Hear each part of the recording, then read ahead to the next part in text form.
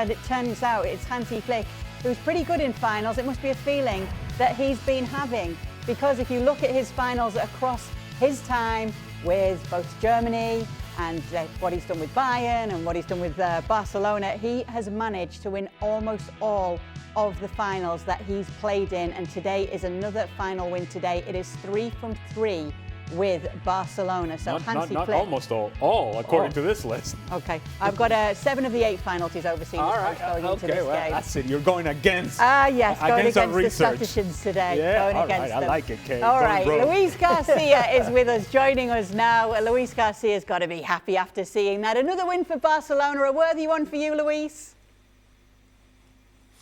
Yes, another win. Good job by the Hansi Flick's players, but definitely it was more even than we thought in the beginning of the game by the situation that the both teams arrived to this final. I think I would have said 60-40 for Barcelona, and in the end it was very, very close, because Real Madrid proved once again that when the big moments arrive, all the players, they stop, make a step forward, and they show what they need. They show that is the talent, and of course that competitiveness that comes with the jersey. We saw in the first 45 that better Barcelona, more dominant, more controlling the game, but in those last 5 minutes, everything just blew away, and we saw how Real Madrid controlled it and scored that fantastic goal from VINI Jr. In the second half, there were moments, there were waves from one side to the other side, and at some point I saw Real Madrid really, really strong, and even I thought that at some point they will manage to do what they do the best in these kind of finals, bring everything going forward and scoring that goal to allow them to win the trophy. But it was Barcelona who found that fantastic goal from luckily, deflection from Raphinha. And in the end, a very exciting game. I think that everyone, doesn't matter if you are Barcelona, Real Madrid fan, could say that they didn't enjoy this beautiful 90 minutes. Raphinha, MVP once again in this game today, and put so much work in at both ends of the pitch. Yeah, there's a lot to like about what Raphinha brings to this team, and I think Hansi Flick has made his feelings very clear about Raphinha when he has come out and spoken so openly about the player and so supportively about the player. You love a player that can impact the game in the manner in which he does offensively, which you come to expect. An attacking player that is talented enough to take advantage of opportunities, always a willing runner in behind, always a willing runner in terms of opening space for himself and for others, and talent enough individually to where he can create chances for himself. But what I like the most about Raphinha is the fact that he does all the things that I just mentioned, but he's also willing to support this team defensively, and this team is significantly better defensively when he's on the field, because he starts the press, because he supports the second line of pressing, and sometimes, today in particular, he had to go and chase a player like VINI Jr., like he did in the first half. Chased them down 40 yards, 50 yards to go and make a challenge, because Jules Koundé was getting killed by VINI Jr. And there he was, Raphinha making a sliding challenge. That is what I think Hansi Flick appreciates. I love the goals, love what he does offensively, but when the work is needed, he's willing, and he leads the team by example and saying, follow me. I'll do the running as well on this side of the field. If you're going to play with a high line and you're going to then press higher up the pitch, you have to have players that are both willing to do it and capable of doing it. And Raphinha is that player who does it extremely well for Barcelona. And I think there's they will concede less goals when Raphinha is on the pitch, because the press is better, which then puts less pressure on the high line.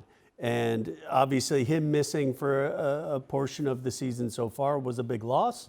Now him coming back not only into fitness and form, it makes a huge difference for Barcelona going forward. What else did you like about Barcelona today, Luis?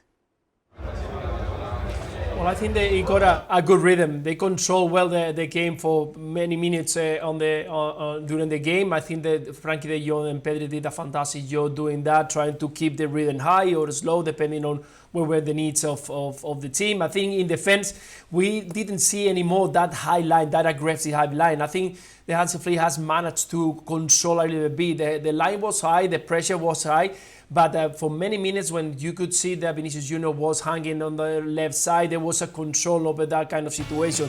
There was no anymore the let's go forward, let's bring the high line, just being aggressive and being exposed. I think there's been a talk there, and we've seen a more control Barcelona, more narrow, more compact, and that high line just being done perfectly when it has to be done. So I think there is something that it has been done there for Barcelona. Very important about what is coming next, because it's not only about today, it's about what is coming in Champions League, in the Copa del Rey, and of course in La Liga. The boys will tell me off for this, but I'm going to ask you anyway, Luis. It comes to Champions League this season. It's obviously a trophy that eluded Barcelona last season. They'll really want to get their hands on it this year. What's stopping them?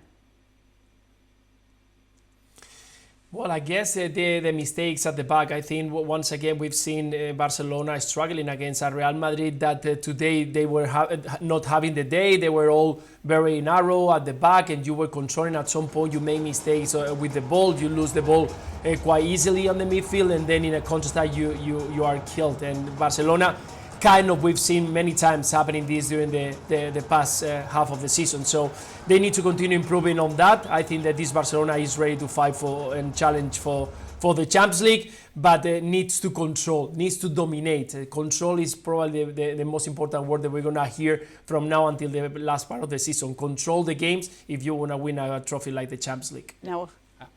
If I can just, because we haven't spoken enough about the highline, if I can just address that for a second. Today wasn't exposed nearly as much because Real Madrid was so far back, so deep, particularly in the first half. So even if Real Madrid won possession of the ball, they had no outlet. There was no threat in behind. The only threat that came in behind was because VINI was dribbling past people to get in behind. So really, today was not the day to say whether does the high line work or not work. What worked was the pressure.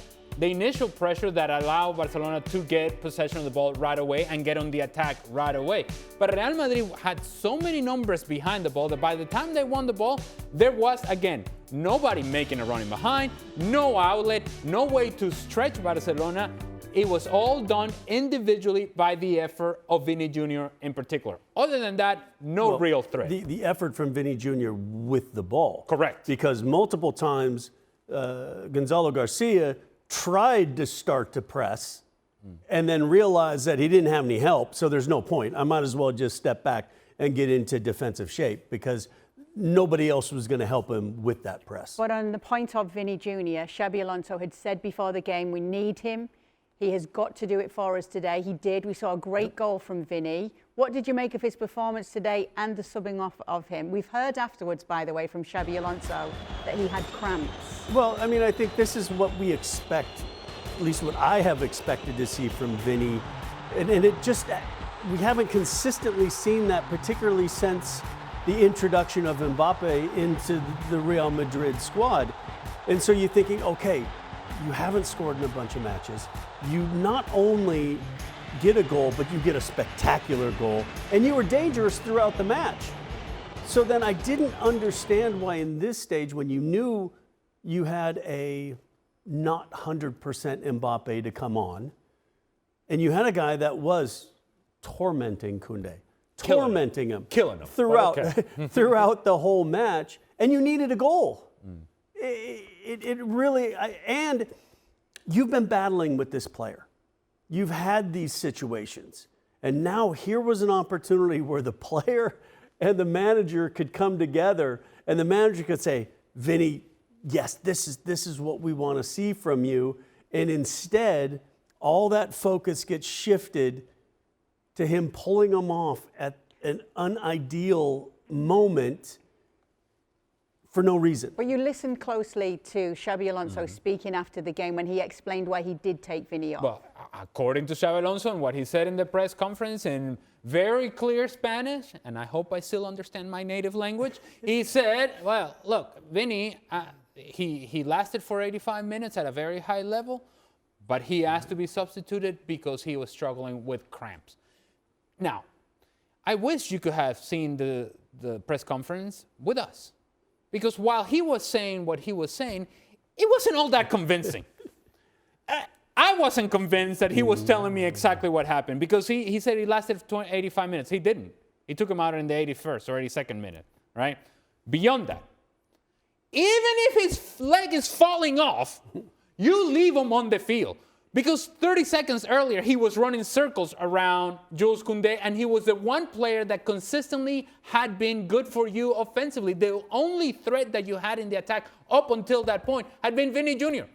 So again, even if he says I'm cramping, hey, you give him some electrolytes. Yeah. Here you go, buddy. 5 more minutes. 7 more minutes. You're gonna be stuck out there, because I want you to be the guy that I think you can be for us, and that you've already been for us in this game.